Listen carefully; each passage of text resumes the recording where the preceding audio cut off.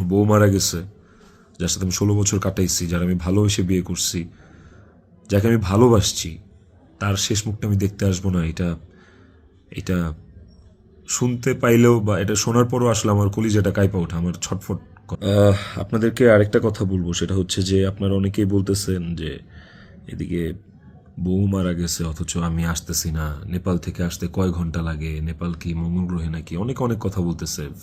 Content ক্রিয়েটাররা video বানাইতেছে যে নেপাল থেকে আসলে 1 ঘন্টা লাগে, এই লাগে সেই লাগে। ভাই, আমি নেপালে 18 বার আসছি, আমি জানি নেপাল থেকে যেতে কতক্ষণ লাগে। কিন্তু নেপাল থেকে বাই রোডে বাংলাদেশে যাওয়ার কোনো সুযোগ নাই। ইন্ডিয়া হয়ে বাই রোড যাওয়া যায়, সেটাও লুকায় টুকায় যাওয়া যায়, অথবা ইন্ডিয়ার ভিসা থাকা লাগে। কিন্তু যেদিনের ঘটনা সেদিন আমি এমন কোনো চেষ্টা বা প্রয়াস বাদ রাখি নাই যে নেপাল থেকে বাংলাদেশে যেন আসা যায়। সেটা বাংলাদেশ নেপাল ডিরেক্ট ফ্লাইট হোক, ছিল না। ট্রানজিট ফ্লাইট ছিল না, একটা ট্রানজিট ফ্লাইট ছিল, ওইটার টাইম আর ওইটাতে আসলাম, ওকে পরের দিনে আসতে হইতো।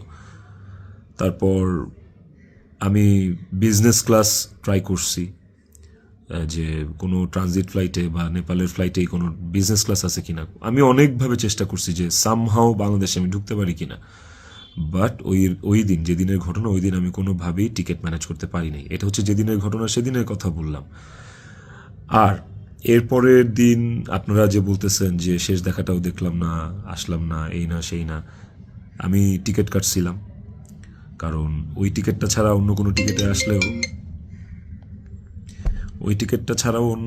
টিকিটে আসলেও আমাকে দেরি করে আসতে হইতো। সো সবচেয়ে ফাস্টেস্ট টিকিট ছিল এটাই, বাংলাদেশ বিমানের কাঠমান্ডু টু ঢাকা, বাংলাদেশ বিমানের কাঠমান্ডু টু ঢাকা। দেখেন এখানে লেখা আছে 1 মার্চ, এই যে 1 মার্চ। আমি টিকিট কেটে ইমিগ্রেশন পার করেও চলে আসছি। তারপরে যেটা হয়েছে, আমার কাছে ইনফরমেশন আসছে যে এয়ারপোর্টে এভরিথিং ওয়াজ রেডি। আমি ঢুকা মাত্রই আমাকে হিট করবে বা আমাকে পুলিশের হাতে পড়ার আগেই আমাকে যা করার করবে। তো ওই অবস্থায় তো আমি দেশে ঢুকবো না। এবং এর সাথে শুধু আমার কাছের মানুষজনই যে জড়িত তা না, আর অনেক মানুষজন জড়িত। আমি পুরোটা না বলি, কাউকে ছোট করতে চাই না বা কাউকে আমি এখনই দোষ দিতে চাই না।